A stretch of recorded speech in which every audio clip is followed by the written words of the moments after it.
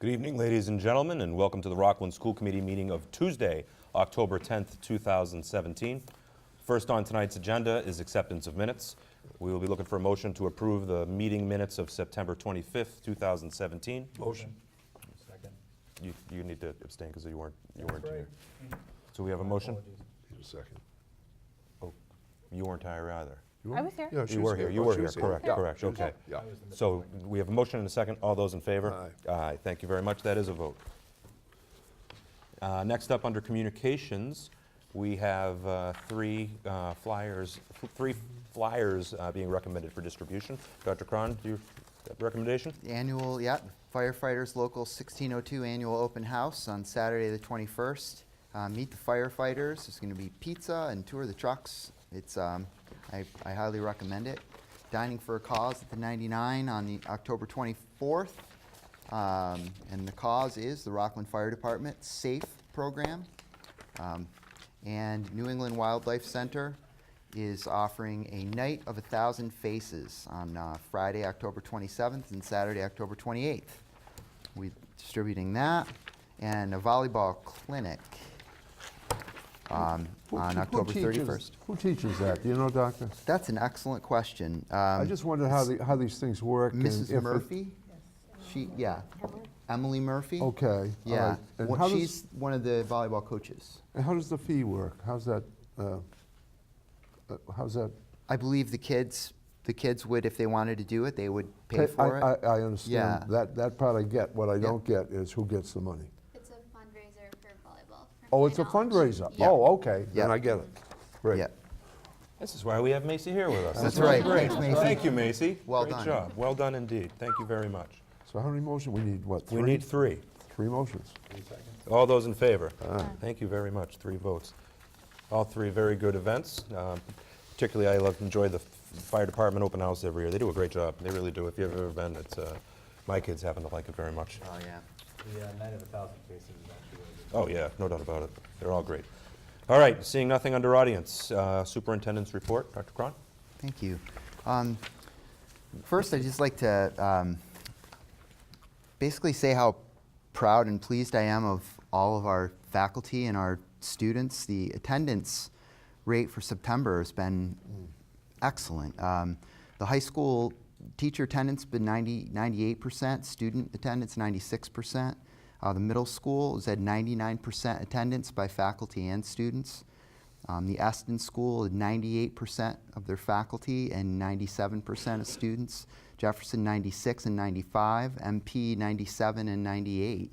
So just excellent attendance, and attendance is so critical. So coming to school is very important, and we have some very dedicated faculty, and I'm just pleased to see that. Also, never to forget our nursing staff around the district. In September, they saw 3,144 students. And the beauty of it is that 2,939 of them returned to class, which is remarkable. How many faculty did they see? Yeah, they probably saw some faculty that they Sure didn't they- make notes oh, on. But sure. in fact, I was one of them a couple times There you go. last week. I'd like to thank EMD Serono and for partnering with Memorial Park and doing some work on their playground in the month of September. It's great to partner with our local businesses. I'd like to thank the Rockland Education Foundation again. We're in a grant cycle right now, and our teachers are currently applying for grants from the foundation, and that grant process closes Friday for the teachers. But oftentimes I think the Education Foundation is known for providing us with a lot of the technology that we have and a lot of excellent materials. Like there's a 3D printer that we have in this building that was purchased by the foundation. We have a $10,000 nano-robot that I know for a fact is being used at computer science programs at the college level, and we have one thanks to the foundation. But the foundation also supports the arts, and the foundation supported a concert this past Friday night that brought some very, very good professional musicians to the area to work with our kids all day and then put on a concert. And so again, the foundation is just a great partner, and I want to thank them. Could I interject there? Absolutely. They're in the process of fundraising themselves. So anyone who would like to make a donation to the Rockland Education Foundation could send it, care of them, P.O. Box, Rockland, Mass., and I'm sure they'd be very, very thankful for that. Yeah, excellent, excellent. And let me see, what else? The last thing, the high school started a new program called Rockland Top Dog Club, and it's been published in the newspaper. I want to commend them for that, but also for the Unified Kickball Tournament that we recently had. I think Unified Sports at the high school has become, it's taken on a life of its own, and it's great to see. And the breast cancer awareness work that the volleyball team did, just some great things happening. My final piece of information for the report, I'm going to need to ask Mrs. Linda Maniglia to join me at the podium for one moment. I have an announcement to share with you. Hopefully. So, when I first met Linda, we talked about, we were sharing grad school stories of woe and how difficult it is to finish your dissertation. And I remember she had a long road ahead of her, and she's finished it. And she is now Dr. Linda Maniglia. Wonderful. So it's an amazing accomplishment, It is. and we're very lucky to have you. Thank you. And Thank you very much. yeah, and I just think it's important that you're recognized, and now everyone has to call her Dr. Maniglia. Wonderful. Wonderful. Well, Dr. Maniglia, congratulations. Thank you That is very an much. outstanding achievement, one that I know you and your family are very, very proud of, but one that we're very proud of too. The education level that we have just in this room right now is just so incredibly impressive, and we're just so lucky in our district to have such fine and talented people like all of you. So congratulations, and thank you for our district on raising the bar for all of us. Thank you. Yeah. Anybody else? We're so fortunate in this district. We have 3 people with their doctorate working here, and that, to me, brings everyone up a level. It's just, we're very, very fortunate. Very fortunate. Thank you very much. Yeah, thanks. Congratulations again. I promised John that I would embarrass everyone else as much as I did. So that concludes my report. Thank you very much, Dr. Cron. Up next, under reports, we have monthly reports for September. We have administrative reports from Dr. Harrison, Ms. Bond, Mrs. Smith, Ms. Shifley, and Mrs. Sheehan. We have guidance reports from Mrs. Black, from the nurse, Mrs. Ryan, and pupil personnel services from Dr. Maniglia. We have 4 motions. 4 motions. All those in favor? That's a vote. Thank you very much, ladies and gentlemen. School newsletters for October. As per usual, lovely, informative, all the great stuff. And I need to tell you, I did read this at lunchtime, and seeing all of the lunch menus was making me quite hungry. Everything looked great. But really, great job on these. Thank you for keeping us informed. And I continue to encourage parents of students to make sure you read these when they come home, because they're chock full of good information about what your kids are doing every day. Seeing nothing under old business, under new business, tonight we have an update on our 2017 October 1 enrollment. Dr. Cron. So our enrollment's down from last year a little bit, and I tried to parse out where, when, you know, where we've lost from year to year, and I'm not seeing anything that garners any giant concern. But we're down from the previous year. Sorry, I just lost my sheet that I had in front of me. It got mixed up with one of my homeschooling applications. No, I have last year's numbers too, that was why, sorry. So we're down a total of, see here, 901, 919. About 100 students, a little under 100 students. But we had that giant class that graduated, that was part of it. I also hear that school choice numbers, our numbers are fine, but I think other districts who have just recently opened new buildings near us are also retaining now some of the people that, that we had in years past. So our kindergarten numbers are down just a smidge. Well, I shouldn't say just a smidge. They're down from 186 to 165. So, that, you know, the enrollment factor hurts on a financial level, but our class size at the kindergarten right now is averaging 18, 19, which should be very good news for families. Our class sizes throughout are very, very reasonable. So, Is there any way to know, Doctor, as far as what we're enrolling versus what is available, if you know what I'm saying? yes. Yeah, so Like how many kids were of kindergarten age that for whatever reason chose to go private or whatever? yeah, I can tell you what I see here is that there are 10 kids who are of kindergarten age in Rockland Yep. who actually, let me take that back. There are 10 kids at Holy Family, Yeah, as far as I 3 can, of yeah. which are Rockland kids, and okay. the other 7 are the other 7 belong elsewhere.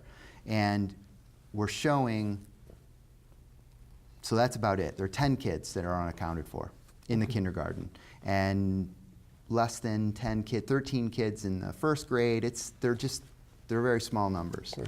But again, I think if we get to the stage with the building project where we have a building and a drawing and we can begin to discuss that, I'm hoping that we're going to bring a lot of people back.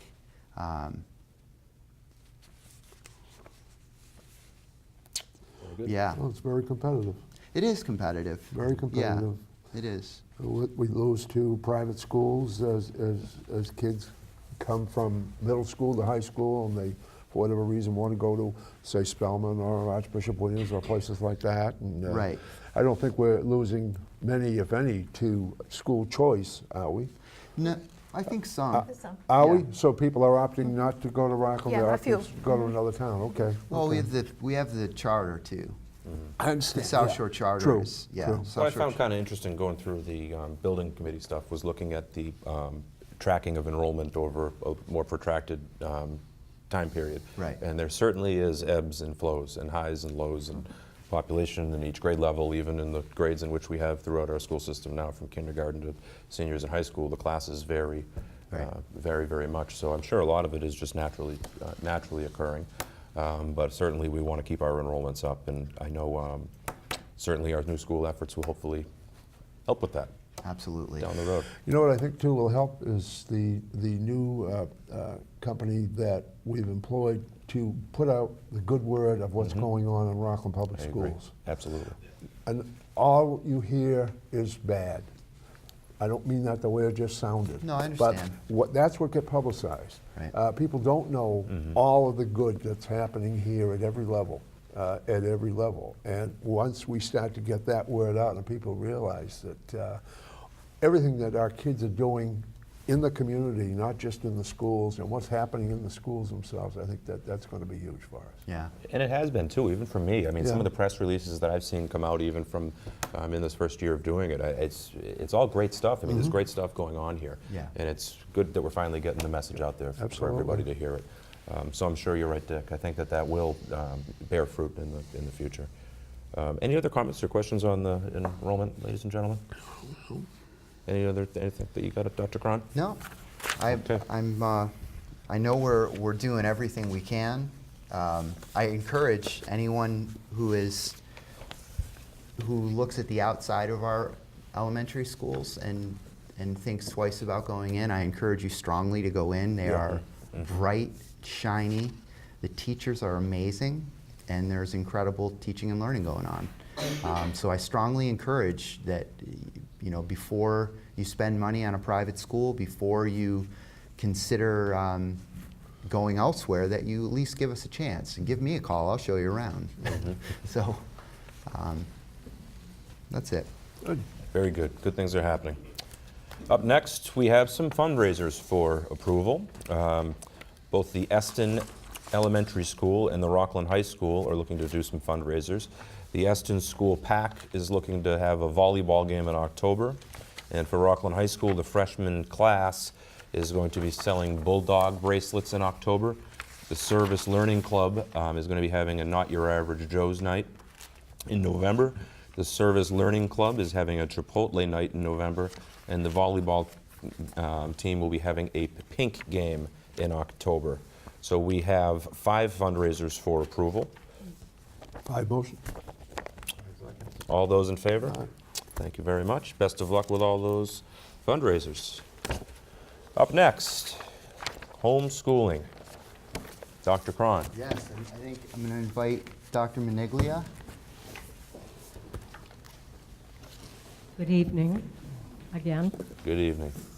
This year, we have 19 families that would like to homeschool their children. Compared to last year, we had 25 families. And out of those 25 families, we've had 3 students come back to district, and 2 graduated, and 1 student has moved. So the 19 students that have applied to homeschool their children are in grades 1 through 12. And,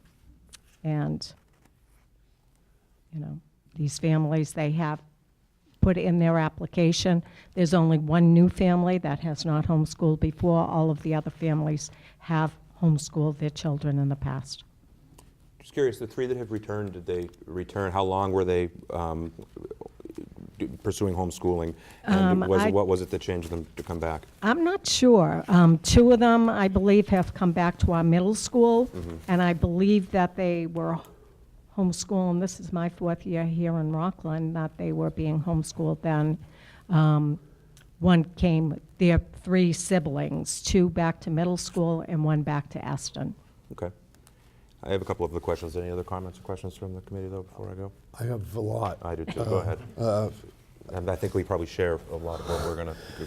At the risk of sounding like a friend of mine, Mr. Norris, I get increasingly disgusted with some of the information that we are given, not because of you, Doctor, but because of what people are sharing. Now, one of these applicants basically thumbed her nose at us. That's okay. And I know this is a rights thing. No matter what Right, we do it's a here, law. really doesn't matter, because all we got is a big rubber stamp, boom. But things bother me, like, I know they go online, they take this curriculum. I mentioned to you a little earlier, how do we know who's taking these tests? Is mom and dad taking the tests, or are the kids taking the test? Because at the end of whatever time period is left, they get a diploma and everything's fine. Do these kids take MCAS? They are not required to take MCAS. They're required to either send in work samples, progress monitoring, Okay. assessments. that You the mentioned work parents- samples. I spent 2 hours yesterday reading through these things. Some of the work samples that I saw are totally disgusting. I mean, kids can't write, and we're talking 8th grade level. They can't spell. They don't know when to capitalize and when not to, never mind punctuation. I'm no brilliant student, but it scares me. Then you get to a question that we ask. I know we have no right to ask a question, but we ask a question, what are the qualifications of the person that's going to handle the, we don't get answers. No, don't and I get don't think more than- DESE holds them to any criteria. You know, even in our district, when we hire paraprofessionals, Yep. we want them to be highly qualified. They either have to have 2 years of post-secondary school, Yep. or they have to take the Parapro assessment. All of our teachers are highly qualified, but for this particular law, there is no criteria. That's where I'm coming from. I understand that. But it's disgusting when some of these people, not necessarily this year, but some years, they don't even have high school educations, and they're teaching their kids. Apples don't fall far from the trees, is what I'm saying. And I'll probably get all kinds of flack for talking like this. I'm not going to abstain like my friend used to. I'm going to vote for it, but only be known that it's a rubber stamp. One more question, and then I'll calm down, because it really got me cooking yesterday. Do we get any funding from the state as far as, Chapter 90 or anything for these kids? No. But Not yet that I'm it's aware of. costing you and your time, or our money and your time, But we're to also try to... responsible, not to interrupt, but we are also responsible for any special education needs that these homeschooling Right. children Right, have as well. I And understand. as it stands right now, none of the students that are being homeschooled, as far as I'm aware, have special needs. I've not assessed I'm almost sorry to any hear of that. them. I get back to the work samples. I was kind of hoping some of them had special needs because the work samples were so pitiful. I can't understand where a parent can read some of this. First, I had a hard time reading it, but a parent can read it and be happy with what's going on with their children's education. I think it's disgusting. But I'll calm down. I agree a lot with a lot of what Mr. Phelps said, but I think that my biggest concern is with his point about rubber stamping. That is my biggest philosophical problem with this. If we are asked to vote on something, if I'm asked to come up here and to raise my hand to vote on any issue, this or that, I kind of take a lot of pride in that. I consider that very seriously, every vote I take at school committee. And essentially what we're being told is how we will vote. Because if we vote against it, we are not within our rights.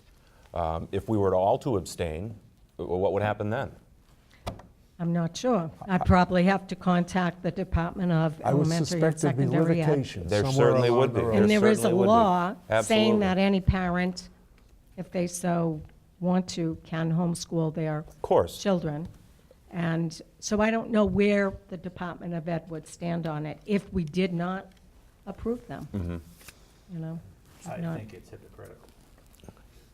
We have to have teachers here who have to go through, get their bachelor's, they have to get their master's, they have to take a licensing test on top of everything else. Right. That somebody who didn't complete college, might have barely completed high school, is now teaching somebody. Now, that's frightening, because what if these kids come back and they are behind? Now, we as a district have a new cost. Right. Whereas, so, I mean, I think for me, it's just that the whole homeschooling argument, the process of it is what it is, and we're not going to fix it. I disagree with it on a lot of different levels. But my point now is more so my vote. And, we're being asked to vote on this, and we're being told how to vote on it. So I guess why are we voting? Do you know what I mean? I mean, why this exercise? Well, you could vote no, and then and try to make a big thing of it, which is going to do nothing but cost us a lot of money That's right. legally. Right. Because you're going to lose. So we just need to rubber stamp it? So you can have this- vote no. I mean, you can do that, but you're right. It's just it's fruitless. These students are not held to the same standard that the They're held to students no that attend standard. school. They're held to no And standard. yet they receive a diploma at the end. No, they Not- don't receive not the from diploma us. Not from us, okay. No, the diploma would come from whoever providing the curriculum to them. A lot of it's done online. And the other problem I have is for the safety and well-being of children. And at what point does the gray area of homeschooling and truancy meet? I mean, so if someone fills out one of these applications and hands it in to us, then they're just gone. They're out there. We have no idea that they're doing anything. And sure, they gave us a nice piece of paper with some, some curriculum on some websites that they're going to be supposedly going to, but no one has any way to know that anybody's ever looked at any of that. And, you just hope for the safety and well-being of children. The children are being taught, and maybe they're not being abused or exploited in a home, and that no one would have no idea anything about it. When they turn in their paperwork, I will say, they usually turn it into me, divided by content areas, and it's usually in a pretty thick binder. But again, I mean, I don't know whether they attend every day, Yeah. or, I mean, it looks like this year, compared to other years, more families are, connecting and maybe doing some collaborative teaching, with other students. It seems like they're involved in some curricular activities, like sports or dance or something, so that there appears to be a little bit more of a social aspect to it than in the past. But again, there's no way that I can prove to you how many days they, Sure. or how many hours they're And by in the way, class. Dr. Maniglia, thank you. I know that you probably very much do not look forward to this night every year when we come in and talk about this. So thank you for, taking these questions. And my frustrations certainly are not with you by any means. But it would be interesting to see whether other Yeah. districts feel the same way, and, Oh, if there is some way that we could contact the Department of Ed and, Or voice together. our concerns. Join together have several districts join Right. together. It would reduce the cost of the lawyers. I mean, to go back to Dick's work product thing, I'm looking at a packet here. I thought the student's grade was his age by how this was written, and it's not his age. It's, Yeah. and that's a perfect example right there. Having said all the bad, there was one, just my opinion alone, and that doesn't count for anything with any of these folks, but there was one family that seemed to be doing a great job. So it isn't all bad. Oh, and that's, I don't mean to say that there's no place No, for home no, education. no. I mean, certainly there is. There may be one or more or several of these kids who maybe their needs are being best met in their home. I don't know that. But all I'm saying from my point is that in a large sense, I think the system is broken. And B, I think that kids aren't being served. And C, I personally have a problem with a rubber stamp vote that I'm being required to take. That's all. Any other comments or questions? Do we have a motion to approve? Motion. Second. All those in favor? That's a vote. Thank you very much. Okay, hit the showers. All right. Thank you. All right. Thank you, Dr. Maniglia. Thank you, you so Doctor. much. And congratulations again. Okay. On to our positive note, school improvement plans. We've got 5 school improvement plans. Dr. Cron? Yeah, I'm going to ask all 3 elementary principals to come up. They're going to present together. You don't want me to stand up there with you, do you? Do you want me to stand up there with you? No. Okay.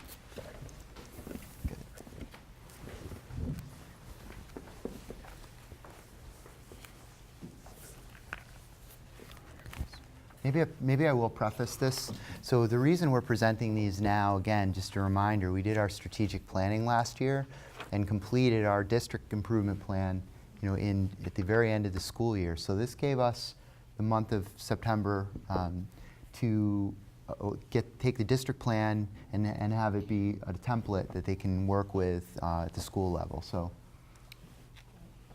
Good evening. I'm Michelle Shifley, principal of Jefferson Elementary, and myself, along with Jan Sheehan at Memorial Park and Marilyn Smith at Eston School, really have an overarching goal this year to bring our elementary schools together, both in curriculum, schedule, expectations, and part 1 of this was to construct the school improvement plan together. You'll notice that there are limited differences in each school plan, improvement plan based on our individual building needs or school needs, but overall, it's a cohesive plan for all 3 elementary schools. We really want to work together and work on our schools together. Each of us will present a portion. Our first goal is the student learning goal, which is ensuring students that have equal access to high-quality curriculum that meets their needs. We began this last year with our establishment of our literacy committee, which has representatives from all grade levels on the team. And this team will continue this year to make recommendations on our English Language Arts program to strengthen our program. We also want to continue the rollout of Foundation Phonics. We've moved it on to grade 3, so we're continuing to support that. A big addition to our schools this year is an ELA and math lead teachers at each elementary school to support student learning and to help support teachers in meeting individual student needs. We've implemented and we're working on implementing being a writer in grade 4, starting in grade 4, and then hoping to perhaps move it down if it rolls out well. We are implementing the math workshop model among all elementary schools K to 4. We've been doing a lot of work on that. We worked this summer and the 2 first PD days, and we actually used Friday, part of our October 6th PD day for math workshop as well. An assessment, we're continuing with Dibbles and Galileo as benchmark assessments. Dibbles for K to 4 and Galileo for grades 3 and 4, using also formative assessment to drive our instruction, and implementing a school-wide, among all 3 schools, a data analysis template where we create action plans from the data that we receive. As far as behavioral and social emotional health, we're continuing with PBIS implementation and going on to Tier 2 at all 3 elementary schools, which helps to meet the needs of those students that don't respond to PBIS Tier 1, which is what all students get. So we're going on to that this year. We also are doing monthly character traits at all 3 schools with assemblies or grade level morning meetings to recognize those students that have shown those character traits. In technology, we are implementing a STEM curriculum this year in grades 3 and 4, going down somewhat to grade 2, but we also have a STEM teacher that's teaching STEM curriculum and computer every week to 3rd and 4th graders. Our safe learning environment among all 3 schools, we continue with PBIS, responsive classroom, to build community and to decrease office referrals, and also to hope to reduce bullying incidents as well. And among our staff, we're going forward with ALICE training to help with the safety, have a safe a safe emergency plan at every school. So those are our student learning goals. Do you have any questions? Tell me about what the difference is from step 2 to PBIS.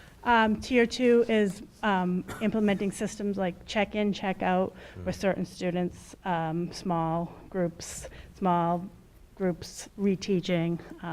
Mostly it's check-in, check-out, establishing a staff person that will check in with that student several times during the day and reteach expectations and go over them. So we're just learning, it's just starting. But Great. any other questions? Can you tell me a little bit about the issues with bullying in the elementary schools? And because you did mention it a little bit in the safe learning environment, and Right. it's a really hot topic in pediatrics and Right. also in education, so I just want to know a little bit Well, more. we do a lot of prevention at the elementary school, especially with community building. We community build and using the responsive classroom. We do morning meetings every morning, teaching expectations for out on the playground and how to treat others. So we're really at the early end of that, really trying to cement those, how to treat others. And when you're not treated correctly, how do we respond? So that's a lot of that we do at the elementary level. How much time every day would you say is spent doing that? We have a 20-minute morning meeting across all 3 elementary schools, 20 to 25 minutes depending. So every day we start with a social, emotional, responsive classroom curriculum. That's to a build lot of that community. time. It is. Yep. It's such a difficult But it's problem. time well You spent. didn't have to go far today with the news Right. with some kid shooting another kid because of bullying. And who in this room hasn't been bullied at one time or another?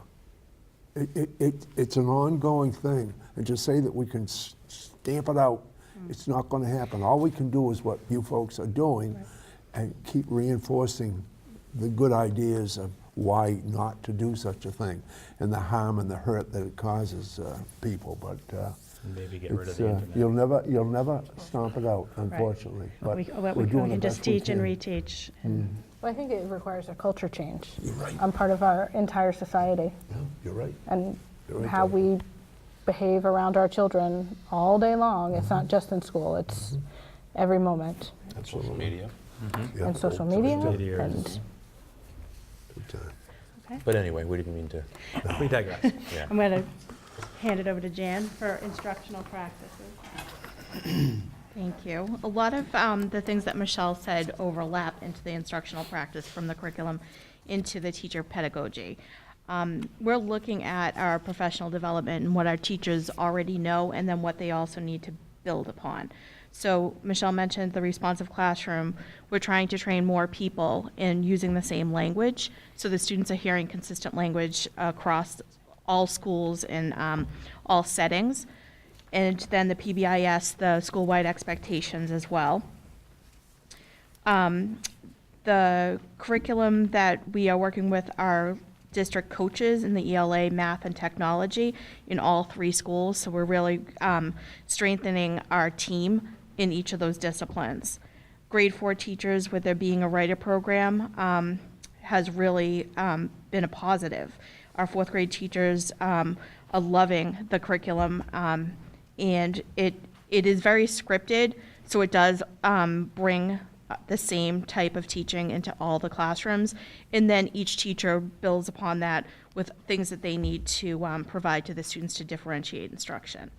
The same with the Wilson Foundation phonics program in the grade 3. We have seen such a need for our students to strengthen their reading and to be proficient readers by 3rd grade. So that will only enhance that goal that we have. Math workshop implementation, our math lead teachers are working great with all 3 of us as well. And we meet monthly, and then we have a goal for the next month to roll out in PD sessions with First Thursdays or any early release time that we have. Our ELL students are being supported with a teacher in each building, which is wonderful because daily we are getting enrollment increases with our students. So the new ELL teacher that at Memorial Park I'll speak to, she came from a district that did a little bit more push-in model. So she's bringing that to the team. So it's really becoming a very collaborative team amongst the ELL teachers as well. Jan, what's a push-in model? So instead of pulling the students out to small group instruction and having them walk down the hallway, instead she goes into the ELA block, or she'll go into their math block and teach the vocabulary and the language in the classroom as they're learning, as opposed to learn something down the hallway and Much good less- luck to you when you walk back. Much less disruptive for the student and the whole class, I would imagine. Absolutely. So And that's it happening. makes a connection with the ELL teacher and the classroom teacher as well. So that's happening at Memorial Park. Is it happening at the other 2 schools? That's what the goal is, to bring it across. Okay. It's only happening at Memorial Park for the fact that this teacher came to Memorial Park with that type of instruction model that she used in a different district. And it's felt that that model is better than the one we have been using? For some cases, there are other cases, it's just like special education. When some students are best served within the classroom setting, and some students need Yeah. that really small group, not having all the classroom conditions, and they do need that small group. So it just depends, quite honestly, Okay. that Thank way. And then we're still using data, which we all want to use effectively. So we're having our data meetings, trying to look at how best to provide the additional support for our students. So Dr. Meniglia actually brought us MTSS a few years back, as well as the PBIS. So she had us work with the state through 2 grants. And the work that we do with Hill for Literacy and ELA has brought a consultant in to work with Karen McKinnon and our lead Title I teachers, and they are working on instructional focus task cards. So now when our teachers go to data meetings, it's not like, good luck, go back and work on fluency. It's actually strategically showing them what they need to target in the resources we have within each school to be able to work on those things. So we have that going on. Differentiating, like the tier 2 that Michelle had mentioned for the PBIS. We have case meetings with the nurse, the adjustment counselor, the school psychologist, the district behavioralist, to work on whatever situations have happened, like within the week, that a student had needed more intervention behaviorally, and seeing if we need to support them either with counseling or a behavior plan or some sort of plan that the teacher can work with the behavioralist or the adjustment counselor to give incentives to that student to be more positive as opposed to, punitive. And then just aligning our instructional practices. Dr. Meniglia is going to try to, through one of our grants, provide more professional development to our special education teachers in Linda Mood Bell Seeing Stars program, where last year she did visualizing and verbalizing for our staff. So that's basically it in a nutshell for our instructional practices. Do you have any questions? Ladies and gentlemen? Can you give me just a little one-liner on what the Linda Mood Bell Seeking Stars program is? So I don't know Seeing Stars as well as I know the V and V, the visualizing and verbalizing. Dr. Maniglia, can I pass Seeing Stars over to you? Yeah, the Seeing Stars is, the emphasis is on helping students with phonics and decoding words, whereas the visualizing, verbalizing focuses on comprehension. So we use that if they're evidence-based programs. We use it with students that may not have responded positively to the core instruction in the regular ed classroom. So they get another dose of either the visualizing, verbalizing, which helps them again with comprehension. Some students are seen 2 or 3 times a week. Some students are seen an additional 5 times, but it's always in addition to the core curriculum. So they get, additional support because they were struggling with the core. And again, we're using foundations for all of our students up to grade 3. And then the Seeing Stars will be for those students that aren't responding as well to the foundations and need more support, but a more specialized program to help them with the phonics and decoding. Thank you. Yeah. Well, thank you. I know that these school improvement plans are a lot of work, and what strikes me is how much collaboration has gone on and hard work between all of you, which really makes us feel confident that you share our goal of having consistency across our curriculum for all 3 of our schools and how we care for our kids and teach our kids, and glad to see that happening so well. So thank you. I'm passing the last 2 to Marilyn. So communication and relationships. We've certainly looked to our neighboring towns and local businesses to collaborate with us every chance we get. And one of the biggest things that I want to say is our PBIS push and how we've reached out, our behaviorist has reached out to a couple of local pizza parlors and the library. So kids who are being safe, being respectful, and being responsible at those places get their paw print on their receipt and bring it back to school, and they've donated free pizzas. Mike's Pizza has donated free pizza. So it's certainly, takes a village, I guess, to teach our children how to be safe, respectful, and responsible, and they get rewarded out in the community. So we think that's wonderful. We're looking this year to bring in more technology in our communications with families and with our neighbors. So you see by our newsletters this year, we're doing a lot with email. We're emailing our families. We have a new app that we are using to bring in pictures, more to make it more enhancing to read, because we're hoping that more people will know what's going on in our schools. We're all using Twitter. We're using X2 and Aspen to send out emails to parents. We have ways to translate for our families that are English is their second language. We're using our Blackboard app to send out communication. I know that we had a lockdown, an evacuation process, and I didn't want the neighbors to think something was going on, so I sent out a quick alert to families to know that we're just practicing. So we're using all of that to keep our families informed on what's going on. A lot of our staff uses the Remind app, which is a text message that parents can get, and they can communicate back and forth with their families, arranging meetings, and they don't even have to pick up the phone. They can all do it on their cell phone. So that's a wonderful advantage for our teachers. We are using our library. We have a lot of people that come into our schools, mental health providers, therapists, our school adjustment counselors, and our psychologists are reaching out to pick up the overload of some of our children who need that help, the therapy help, the therapeutic help, and the parents can't get out to bring them somewhere. So we bring the therapists in to see the children, and it's worked out really well. I know that we have maybe a half a dozen to a dozen therapists who come in on a regular basis to service our kids. So it's great. I know we've tried to reach out to Boston Cares and creating relationships with partnerships with different local businesses that have come and worked in our facilities.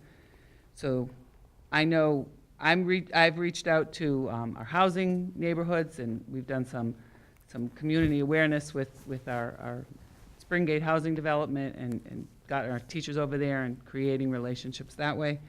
So I think we're all working really hard to create, extend the school community into the community itself. So that's the communication piece. Can I make one comment? Sure. Just because you talk about bringing the community into the schools, I know, and I don't know if every school did this, but I know that Mrs. Shifley, you did this at Jefferson, that with the Hurricane Harvey, that our students collected to give back to the community, and I just love that, and I think it's so important, and it goes again to changing the culture that we live in and teaching our students the right thing.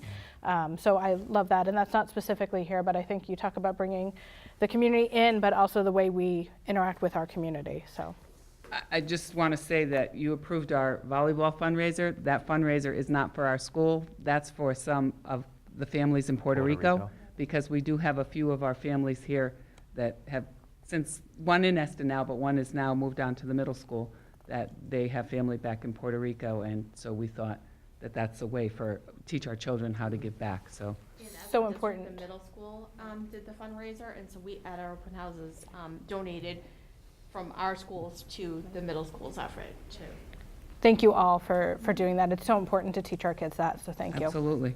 I think those are great points Dr. Small just made, and one of them I was going to dovetail on just a little bit about the community engagement aspect of it, not only from our schools but local businesses. I think local businesses should be commended when they do great things for our town and for our schools, and I think what Mike's Pizza is doing for your PBIS program at Eston is outstanding. All three Thank of our you. schools. All three, All it's all three three. schools, Thank yeah. you, that's what I was going to ask. All three of our schools, that is absolutely outstanding.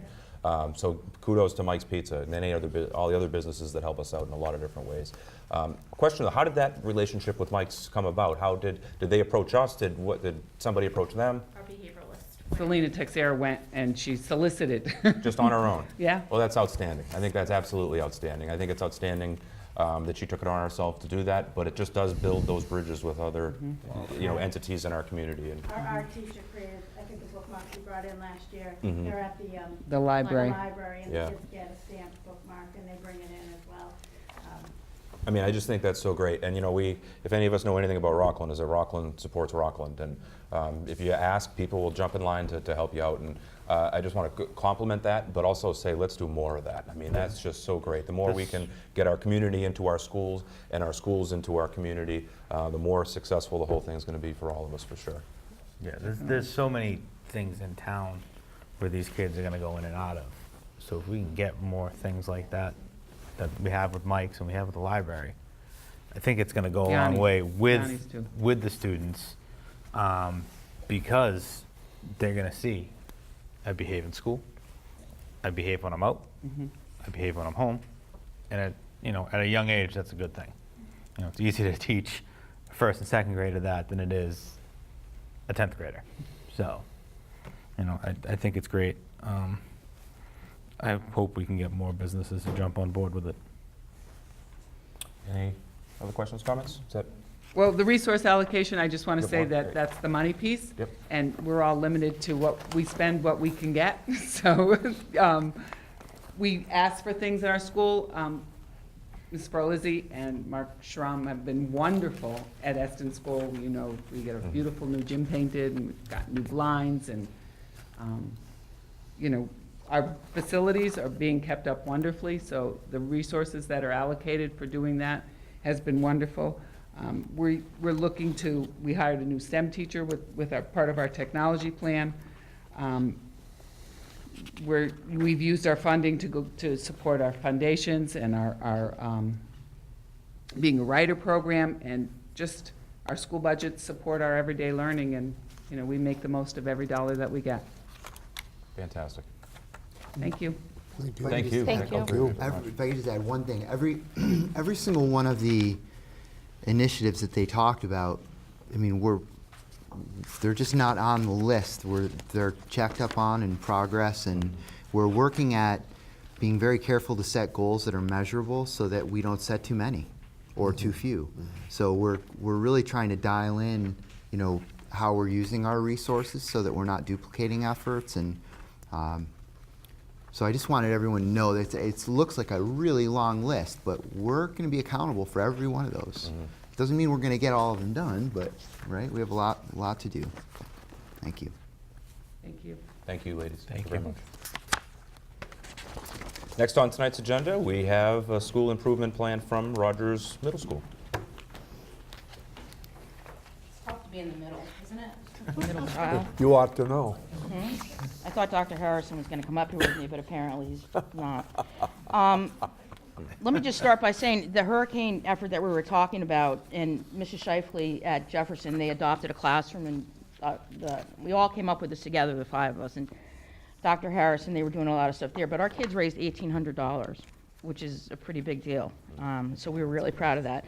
Our school improvement plan for this year, for us at the middle school, and this is our 6th year as a 5 to 8, which is a pretty big deal, has a real school-wide focus, in my opinion, on procedures, strategies, language, everything, common language, procedures, all of it together, so there are no surprises for our kids, so that they understand from 5th grade to 8th grade, this is what we're going to do it together. So let me just explain a little bit about that, what that means. As far as curriculum and data is concerned, we have a real concerted effort this year, whether it's our common assessments, which are tests that all the kids take that are the same tests, or whether it's our MobiMax results, which is an online program, or whether it's our MCAS results, to look at that data with the same instrument. We have the same data analysis template that we're using, and then use that data, as they said at the elementary, to come up with an action plan.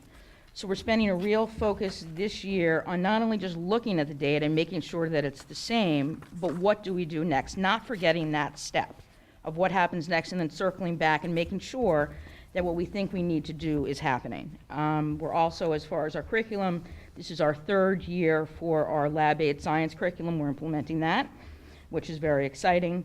We're implementing some new geography. We got new geography books, so we're looking at that curriculum. Joan Costello, who is taking the lead in social studies for us, is looking at that and helping our 6th grade teachers to make sure what they're teaching is going to work for when the kids get to 7th and 8th grade, the math skills and everything they need. So we're going backward on that, which is cool. We're looking again at our STEM activities, science, technology, engineering, and math, our activities in 7th and 8th grade that our science teachers are doing, which are really hands-on. Developing midterms in 7th and 8th grade for math and science, because we want to make sure that our kids are ready for the MCAS test at the end, that they have the stamina to take longer tests. So we're looking at that. We are continuing with PBIS, and we're continuing, we have the ALICE training, as they said, at the elementary school. As far as instructional practices, we're really working hard to have that same common language. So we're using the same rubrics. We have agendas on our board. We have objectives on our board. We're using the same strategies. For example, Mrs. Cook, who is our lead in ELA, just came up with a rubric for summary writing. So summarizing is a certain type of writing. It's part of Keys to Literacy. So Mrs. Cook is sharing that rubric with everybody. So the people in science, the people in social studies, the people in math. When the kids are summarizing, they have the same expectations and they know what's coming next. We're also going to look at having the same vocabulary, so making sure that questions, analyze or create or all that other language, everybody knows what it means, so the kids have the same expectation. Looking again at our assessment rubrics to make sure that we're all on the same page with that. Continuing communication with parents as far as email and Twitter or honor ceremonies. For any Rockland graduates, we're bringing back the world-famous Great Pumpkin Race, which is, if you remember that, one of the coolest things to happen at the middle school. It's approximately a half-mile race with prizes at the end. I will not be doing that because it's more than 10 feet, but it's exciting. I always manage to find a reason not to do it. Exactly, yeah. So that'll be happening at the end of October. We'll let you know about that. I didn't have pumpkins when I was in middle school. Yeah, okay. Yeah. That was not, okay. I won't say a word on that. PBIS recognition for our kids, like I said, the email, and then making sure that teachers are teaching teachers is a big deal for us. That we're doing workshops and using the language and the knowledge that we have, because we have some amazing teachers that know some amazing stuff, so that again, everybody has the same ideas in mind. Making sure that strategic planning is part of our daily interaction as far as our meetings are concerned. And just continuing to make sure that all kids of all abilities and all grade levels and all needs are met. So we do a lot of staff meeting on that. And looking at our current structures to see what we might need and making sure that the funding that we have, we're using it to the best of our ability. That's good for kids. So, oh, and of course, always encouraging the use of the trouble ticket for Tim Wells as far as technology is concerned. That's a big initiative for us this year. Do you have any questions? Can you tell me, oh, sorry. Go ahead. Can you tell me about how the middle school approaches and handles bullying? I think for us at the middle school, it's proactive as far as our PBIS is concerned. So be safe, be responsible, you know, the 4 tenets that we use for that. And for us, it comes down to a lot of what I've talked to parents about before, that middle school is a hard age as far as social times are concerned. Yeah. So we talk to kids about appropriate behavior in the hallway. That was part of our PBIS, or appropriate behavior in the cafeteria where you have 180 kids together eating and then hanging out. So we talk about what's appropriate and then we reinforce it. And then we have conflicts, because I think we have conflicts everywhere. We have conflicts with our staff and with our kids. We have conflicts at home, right? We have conflicts in the neighborhood. But for us, I think the most important part of it is that conversation after.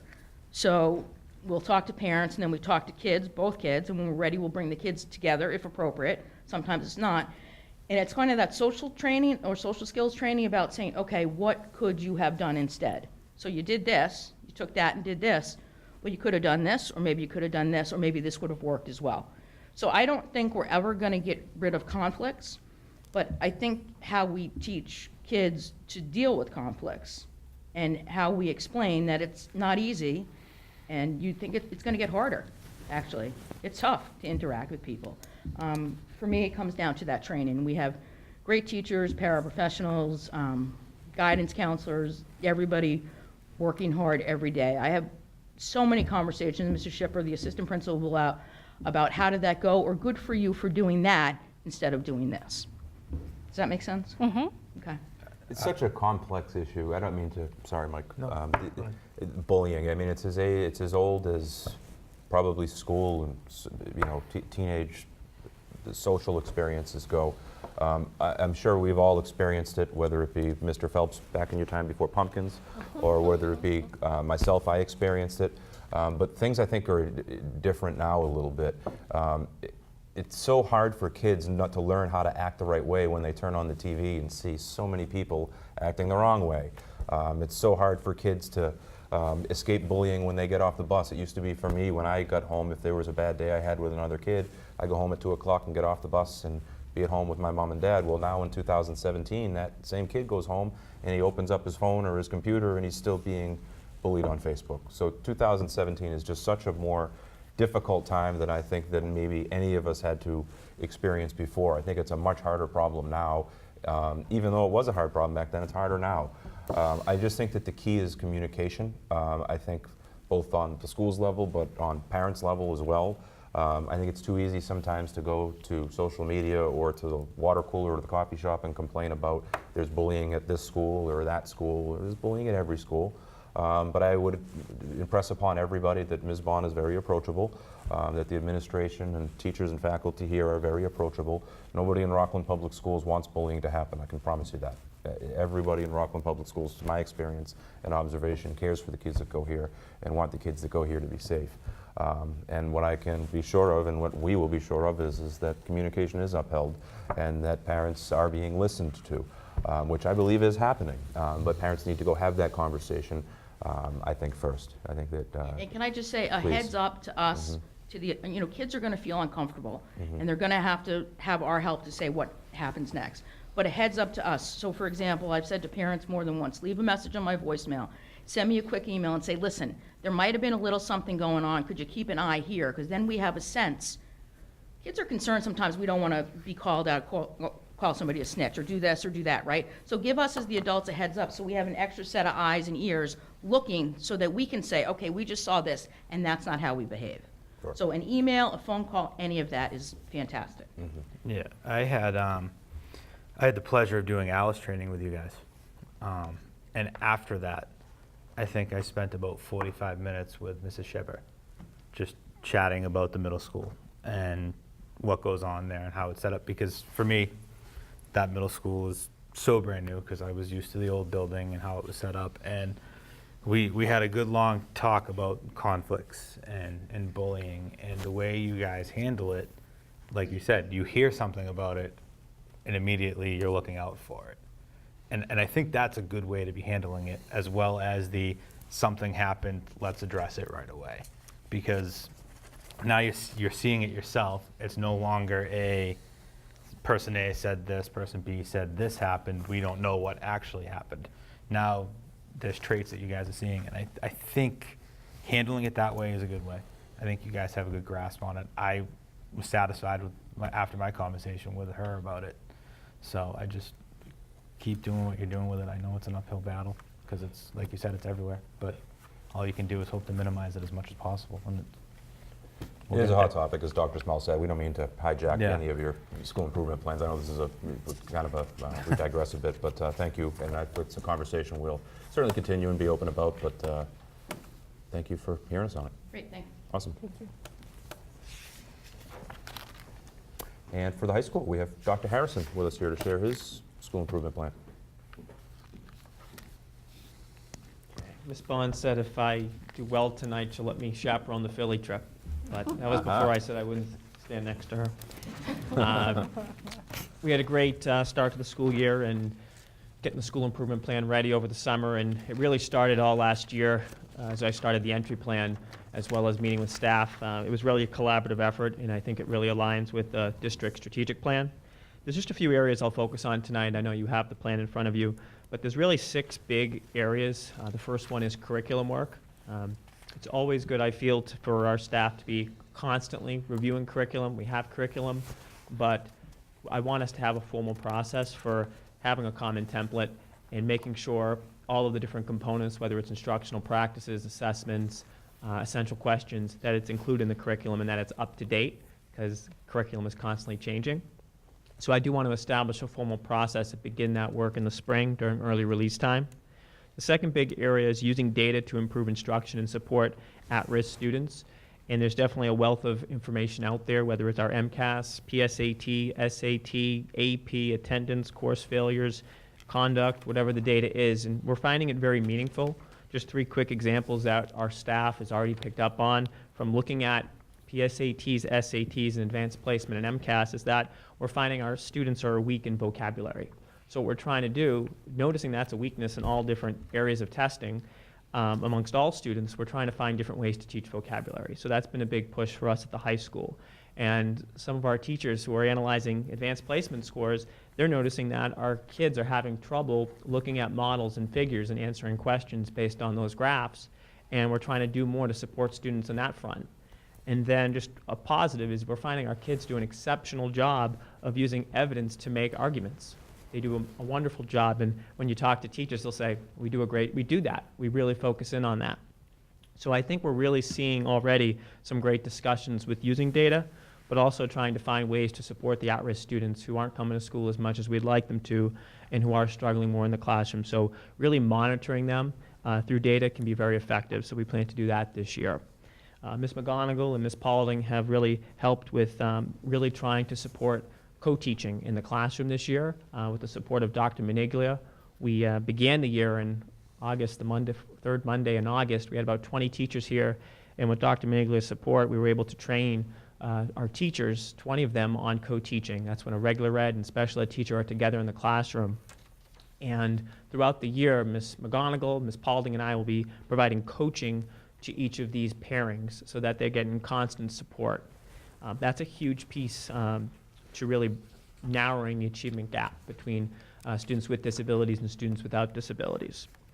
The fourth area I'd like to focus on is the vision of the graduate, which is a new buzzword you may hear replacing learning expectations and school-wide rubrics for NEASC. So our next accreditation by NEASC is in 2021, but it does come up a lot quicker than you would think. And one of the big pieces is you have to have what they call a vision of the graduate.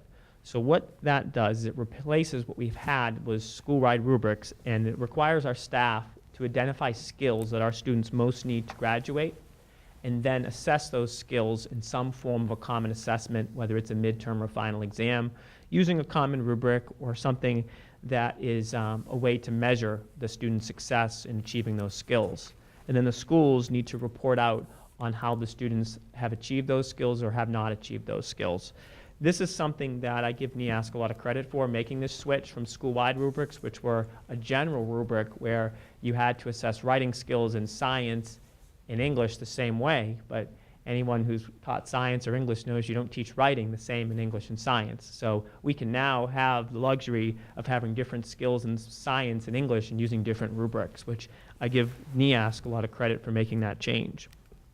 Our fifth area is Alice, which the elementary school principals and the middle school principal, Ms. Bond, had mentioned. We're very happy about Alice. Our staff did a great job with the training, and we look forward to putting that in place in the event of an emergency, hoping we never have one. And the last piece is just recognizing students.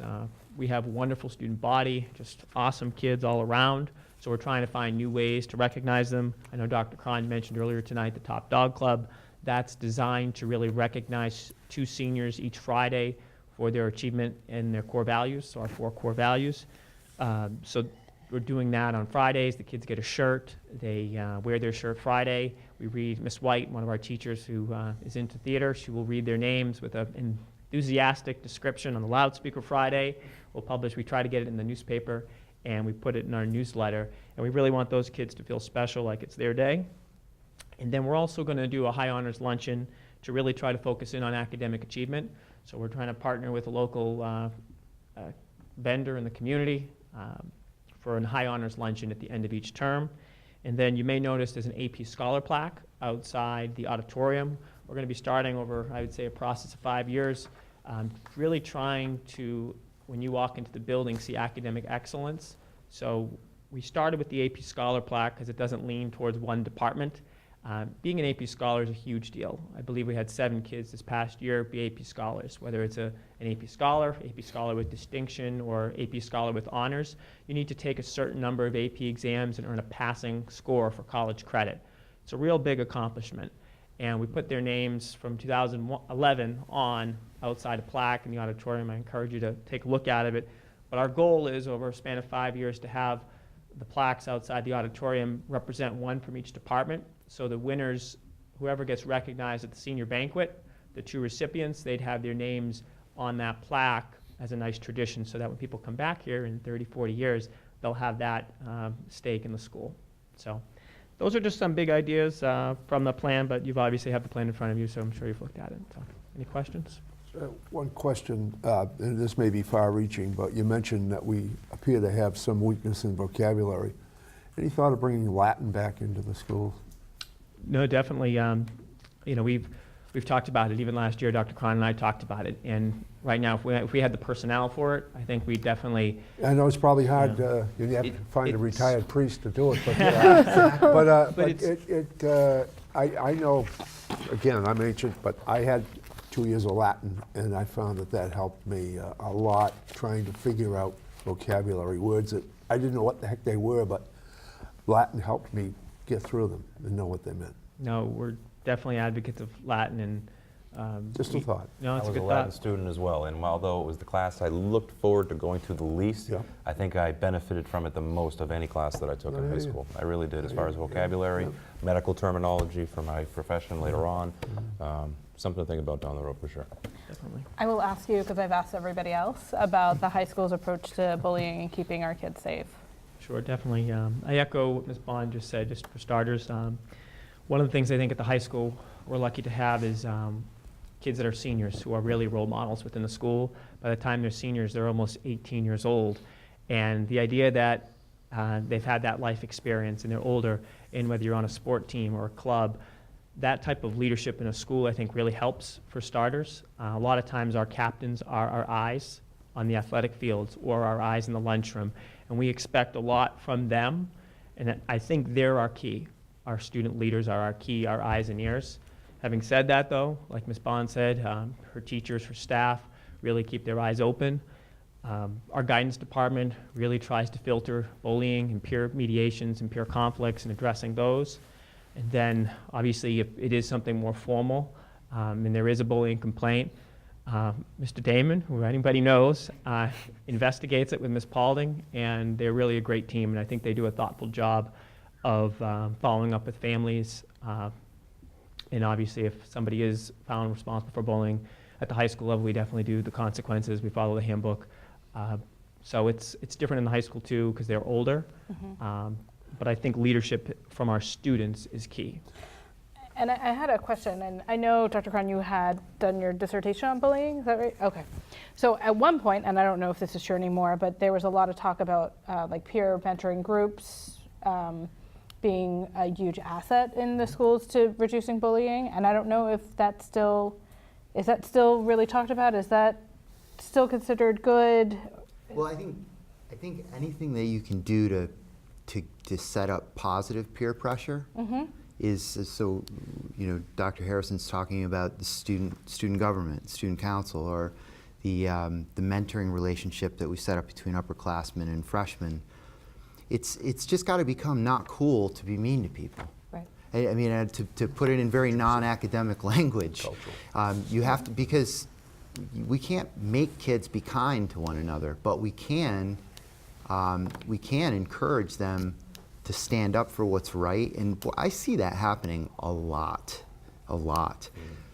But on the other end, be clear, there's a very, very strict policy and procedure that we didn't make up, it's the law. We basically adopted and put in our handbook the law that if someone is found to be bullying and then they repeat it, and there's very serious consequences. You will not be allowed to disrupt or upend someone else's education. But it's just not that simple. I think parsing out what's conflict versus bullying is a very big deal.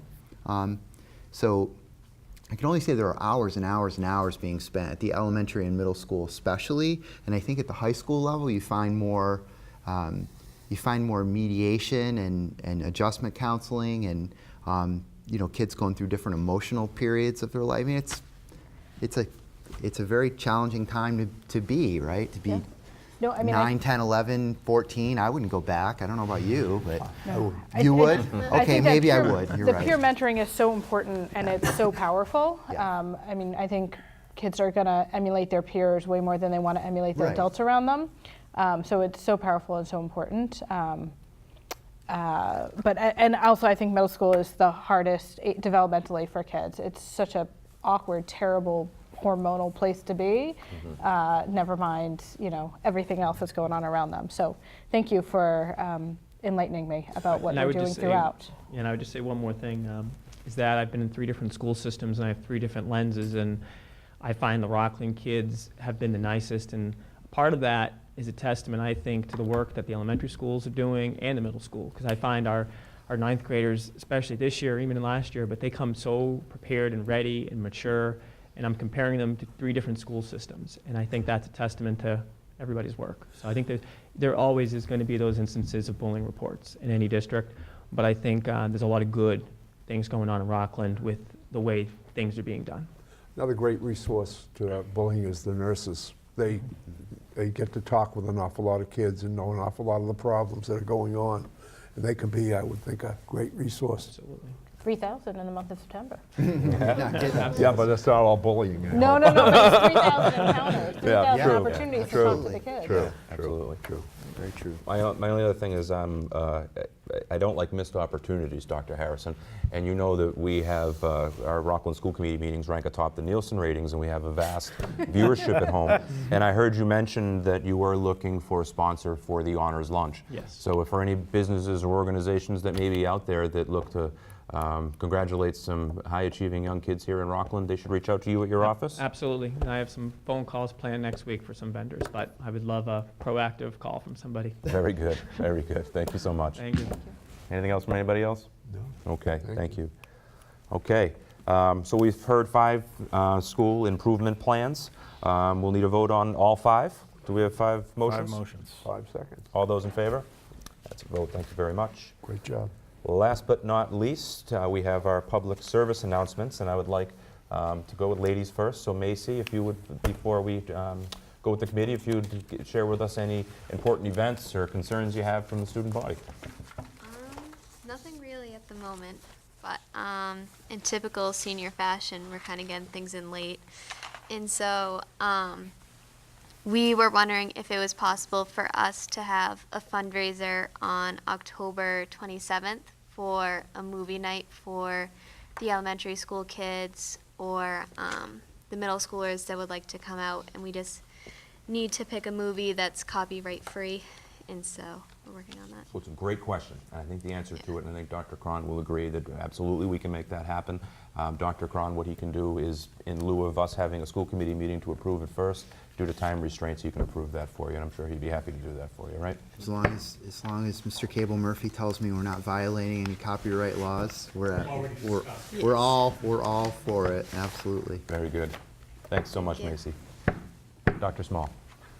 So we talked a lot tonight about bullying, and so I will just reiterate what I said last school committee meeting, is I just encourage everyone to be kind to each other, be kind to yourself, be kind to family members, to friends, to strangers, to people in the store with you. Your kids are always watching and they're always learning from you, and if we want our society to be different, we have to be different, and we have to be role models, and they learn every spoken and unspoken thing we do. So just be kind to each other. Hear, hear. Mr. Garofalo.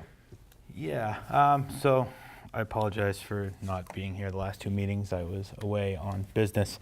I'd like to thank the schools that were able to get stuff together for Hurricane Harvey. I was actually physically down in Texas helping people and dealing with that, and there's still a town that the kids aren't going to school because their school is decimated. So anything that can help any of these areas that were hit would be great.